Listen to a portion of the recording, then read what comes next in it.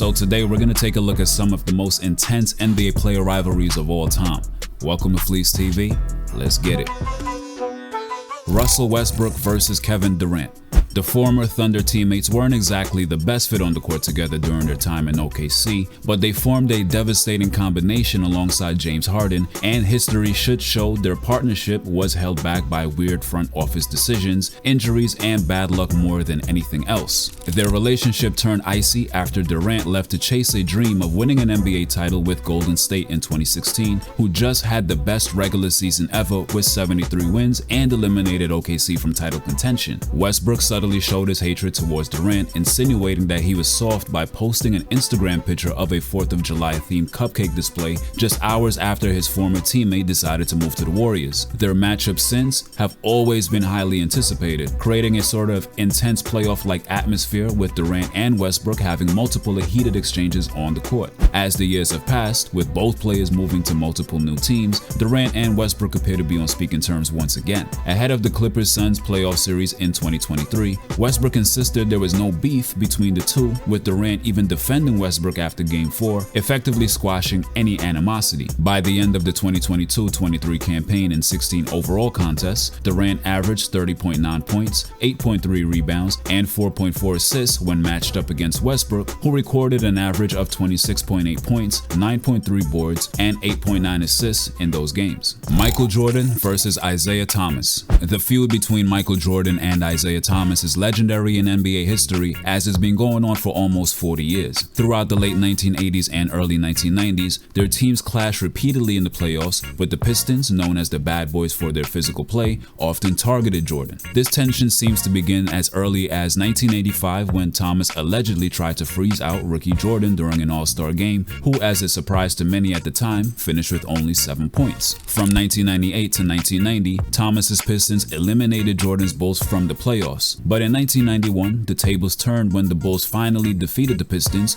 who controversially left the court without congratulating their rivals. It's widely believed that Thomas was excluded from the 1992 Olympic Dream Team due to Jordan not wanting to do anything with him. Despite Thomas's Pistons having a favorable win record against Jordan's Bulls, the broader narrative became Jordan's dominance in the NBA. Thomas, after all, is the proud son of Chicago, born and raised in the city before getting selected by Detroit in the 1981 NBA draft. Jordan, on the other hand, is a North Carolina native who eventually made Chicago his own during his unforgettable stint with the Bulls. The beef between the two players was chronicled in the Last Dance documentary, reigniting the feud even more and doesn't look to be ending anytime soon. Reggie Miller versus the New York Knicks. Now, not necessarily a player-to-player rivalry, but rather a beef with a whole franchise, Miller's constant battles with the Knicks in the playoffs and his back and forth with Spike Lee were some of the most entertaining times of 90s era basketball. Miller was met with much more than just a couple of boos when he went to MSG. The fans hated Reggie, the players hated Reggie, and everyone in the Garden pretty much hated Reggie. But the thing about Reggie is he hated them back just as much. Miller and Spike Lee would frequently shout at each other during games, and Reggie Miller infamously made the choke sign in his direction after completing a comeback against the Knicks in the 1994 playoffs.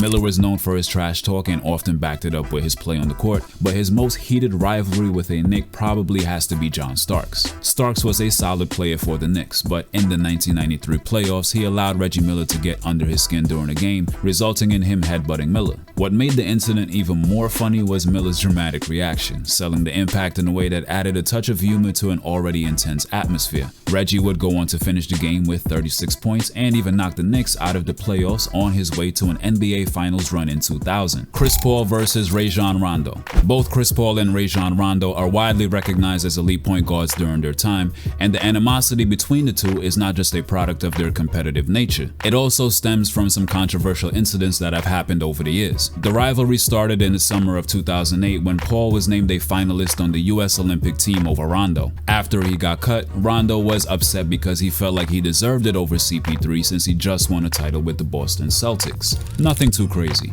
But after a November 2009 game where Rondo's Celtics beat CP3's Hornets, the two had to be separated after Rondo told Paul, "I've got a ring and you're never gonna get one." Rondo then requested that he never be asked about Chris Paul again during interviews, and things were pretty much quiet until 2018. The Rockets and the Lakers were in the fourth quarter of an early regular season game when Brandon Ingram and James Harden had a slight confrontation. Things settled down, but then Paul and Rondo argued for a bit, where Rondo allegedly spat in Paul's face, which he later denied, and that erupted into multiple punches being thrown and led to multiple player suspensions. With Rondo retired and CP3 in the final chapter of his NBA career, we can't expect these two to get into any other altercations, but it's clear that these guys just don't like each other. Russell Westbrook versus Patrick Beverley.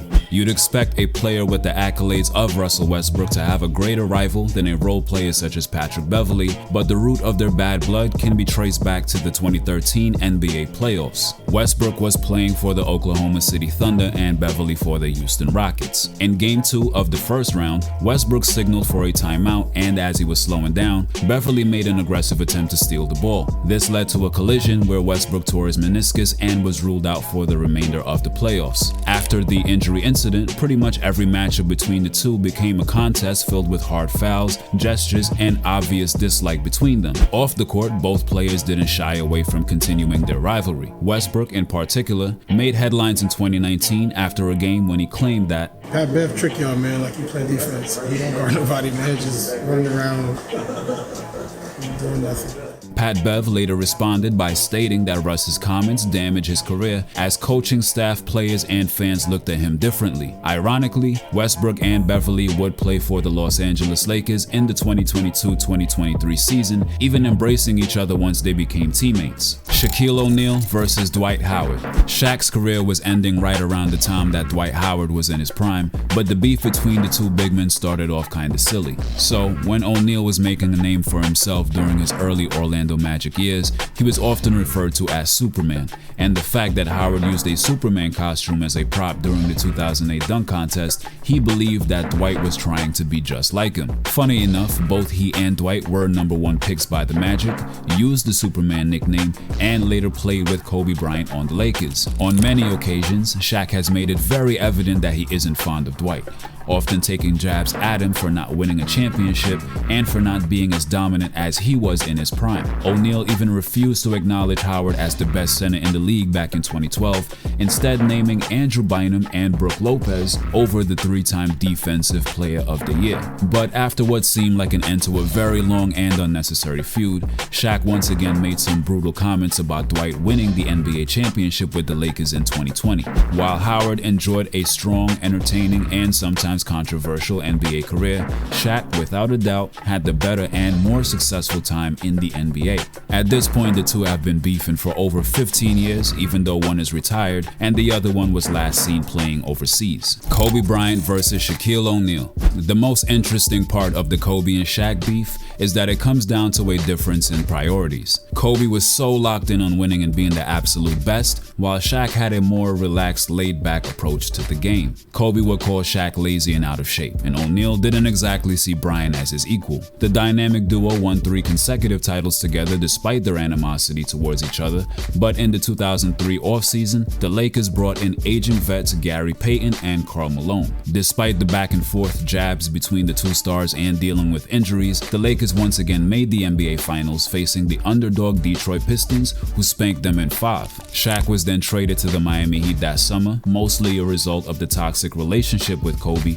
and because the front office saw the younger, healthier Bryant as the better piece moving forward. You would think that things would end there, but after Shaq won a title with Miami in 2006 and Bryant lost to the Celtics in the 2008 Finals, he stated that Kobe couldn't win without him. Kobe would go on to lead the Lakers to back-to-back championships in 2009 and 2010, and he would slowly but surely reconcile with the big Aristotle. They would go on to win co-MVP at the 2009 All-Star Game and for the most part praise each other for the remainder of their careers, even having a face-to-face interview in 2018, officially burying the hatchet. Though it does make you wonder if they could have won 12 titles had Kobe passed the ball more and Shaq had not been so lazy. Wilt Chamberlain versus Bill Russell.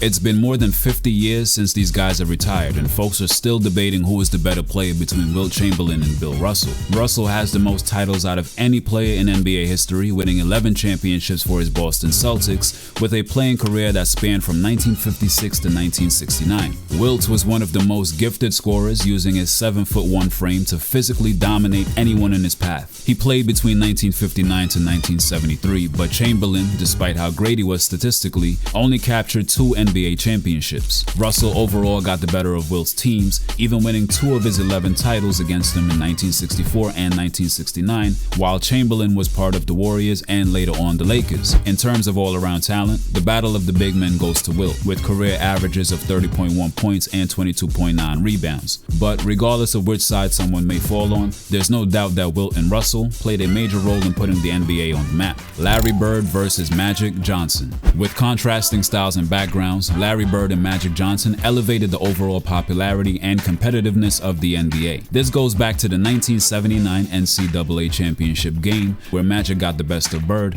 but the two would be drafted in back-to-back years, setting the stage for a rivalry that would define an era. Across the 1980s, Bird's Celtics and Magic's Lakers became the dominant forces in the NBA, and their head-to-head battles in the NBA Finals became something legendary. They faced each other in the finals in 1984, 1985, and 87, with Johnson winning 2 out of the 3 matchups. But unlike most other rivalries, they developed a deep mutual respect on and off the court. The final time the two would share a basketball court was their stint as part of the 1992 Dream Team. The Magic Bird era was simply the golden age of the NBA, contributing to a major turning point in the league's evolution. Thank you guys for watching. See you all next time. Fleece out.